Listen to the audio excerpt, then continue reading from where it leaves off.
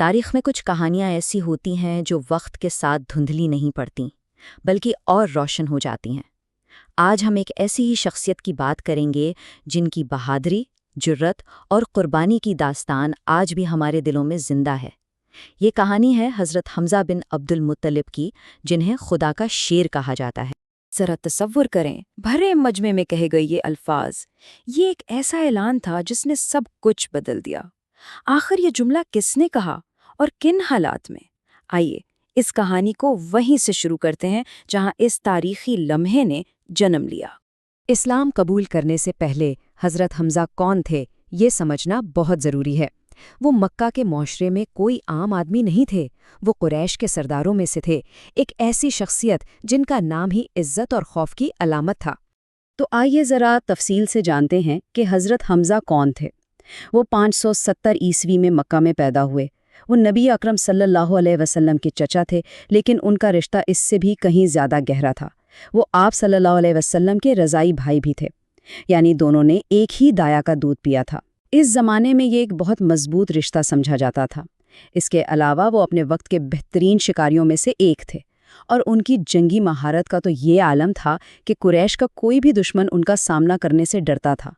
اور اب ہم کہانی کے اس موڑ پر آتے ہیں جہاں ایک واقعہ حضرت حمزہ کی زندگی کو ہمیشہ ہمیشہ کے لیے بدلنے والا تھا۔ یہ وہ لمحہ تھا جس نے قریش کے ایک سردار کو اسلام کا شیر بنا دیا۔ یہ نبوت کا 6واں سال تھا۔ مکہ میں مسلمانوں پر زندگی تنگ کی جا رہی تھی۔ اسلام کا پیغام جیسے جیسے پھیل رہا تھا، قریش کے سرداروں کا غصہ بڑھتا جا رہا تھا۔ ایک دن نبی اکرم صلی اللہ علیہ وسلم صفا پہاڑی کے قریب تھے کہ مکہ کا سب سے بڑا دشمن ابو جہل اپنے ساتھیوں کے ساتھ وہاں پہنچا اور آپ صلی اللہ علیہ وسلم کی شان میں گستاخی کی، انہیں سرے عام برا بھلا کہا۔ اتفاق سے ٹھیک اسی وقت حضرت حمزہ اپنے روز کے معمول کے مطابق شکار سے واپس آ رہے تھے۔ ان کے کندھے پر کمان لٹک رہی تھی۔ ایک باندی نے جب انہیں دیکھا تو دوڑ کر ان کے پاس آئی اور بتایا کہ ابو جہل نے ان کے بھتیجے کے ساتھ کیسا سلوک کیا ہے۔ یہ سننا تھا کہ حضرت حمزہ کے چہرے پر غصے کے آثار نمودار ہو گئے۔ ان کا پہلا اور فوری سوال تھا، کیا کیا انہوں نے میرے بھتیجے کے ساتھ؟ جب انہیں پوری بات کا علم ہوا تو ان کا غصہ قابو سے باہر ہو گیا۔ وہ رکے نہیں، سیدھا خانہ کعبہ کی طرف چل پڑے، جہاں ابو جہل اپنے سرداروں کے بیچ میں بیٹھا فخر سے یہ قصہ سنا رہا تھا۔ حضرت حمزہ نے ایک لفظ کہے بغیر اپنی کمان اتاری اور پوری طاقت سے ابو جہل کے سر پر دے ماری، جس سے اس کا سر پھٹ گیا اور خون بہنے لگا۔ وہاں بیٹھا ہر شخص سکتے میں آ گیا۔ اس خاموشی کو حضرت حمزہ کی گرجار دار آواز میں توڑا۔ انہوں نے ابو جہل کو للکارتے ہوئے کہا، تو میرے بھتیجے کو گالی دیتا ہے جبکہ میں بھی اس کے دین پر ہوں؟ میں گواہی دیتا ہوں کہ وہ اللہ کے رسول ہیں۔ اگر تجھ میں ہمت ہے تو اب مجھ سے وہی سلوک کر کے دکھا۔ یہ صرف ایک بھتیجے کے دفاع کا معاملہ نہیں تھا، یہ ایک غیرت مند دل سے نکلی ہوئی للکار تھی جس نے اسی لمحے ایک بہت بڑے اعلان کی شکل اختیار کر لی۔ یہ حضرت حمزہ کا اسلام قبول کرنے کا وہ عوامی اور بے باک اعلان تھا جس نے مکہ کے کافروں کو ہلا کر رکھ دیا۔ اس دن کے بعد حضرت حمزہ کی پہچان ہی بدل گئی۔ اب وہ صرف قریش کے ایک نڈر سردار نہیں تھے، بلکہ وہ کمزور مسلمانوں کے لیے ایک ڈھال، ایک چٹان بن گئے، اور یہیں سے انہیں اسد اللہ یعنی اللہ کا شیر کا لقب ملا۔ لیکن ان کا سب سے مشہور اور عظیم لقب ہے سید الشہداء، یعنی تمام شہیدوں کے سردار۔ یہ وہ لقب ہے جو ان کی لازوال قربانی کو ہمیشہ کے لیے تاریخ میں امر کر گیا، اور ان کے مقام کو اسلام کے عظیم ترین ہیروز میں سے ایک کے طور پر ہمیشہ کے لیے محفوظ کر گیا۔ اسلام قبول کرنے کے بعد ان کی زندگی کا ہر لمحہ دین کے لیے وقف ہو گیا۔ جب ہجرت کا حکم آیا تو انہوں نے اپنا گھر، اپنا مقام، سب کچھ چھوڑا اور مدینہ ہجرت کر گئے۔ پھر آئی جنگ بدر، جہاں حضرت حمزہ 2 تلواریں لے کر میدان میں اترے اور دشمنوں کے صفوں کو تہس نہس کر دیا۔ وہ مسلمانوں کی فتح کی ایک بہت بڑی وجہ بنے۔ اور پھر آئی جنگ احد، وہ دن جب ان کی بہادری کی داستان نے شہادت پر مکمل ہونا تھا۔ اب ہم اس کہانی کے اس حصے کی طرف بڑھ رہے ہیں جو جتنا بہادری سے بھرا ہے اتنا ہی دردناک بھی ہے، جنگ احد کا میدان اور حضرت حمزہ کی شہادت۔ دیکھیے، بدر کی شکست قریش کے لیے ایک بہت بڑا دھچکا تھی۔ وہ بدلے کی آگ میں جل رہے تھے، خاص طور پر ابو سفیان کی بیوی ہند، جس کا باپ اور بھائی اس جنگ میں مارے گئے تھے۔ اس نے قسم کھائی کہ وہ حضرت حمزہ سے بدلہ لے گی۔ اس کام کے لیے اس نے وحشی نامی ایک حبشی غلام کو چنا جو نیزہ پھینکنے میں کمال کی مہارت رکھتا تھا۔ اسے وعدہ کیا گیا کہ اگر تم حمزہ کو قتل کر دو تو تم آزاد ہو۔